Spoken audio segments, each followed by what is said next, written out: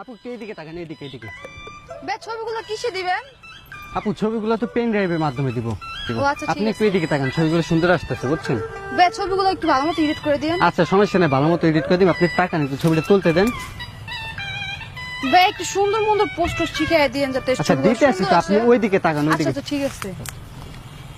একটু হাসি রাখবো আপু। ভাইয়া আপনার ছবিগুলো ঠিকঠাক আসবে তো?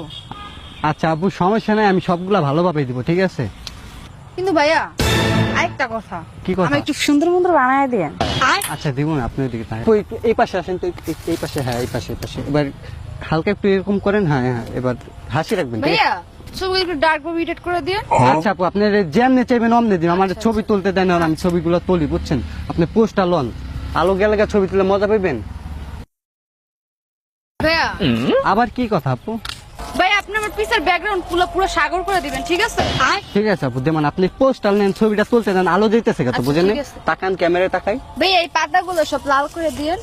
আর আপু আপনি যেমনি চাইবেন অমনি দিবেন, আমার ছবিগুলো তুলতে দিবেন তো না? তুলি ঠিক আছে, ছবিটা, ব্যাস তুলেন। তুলি।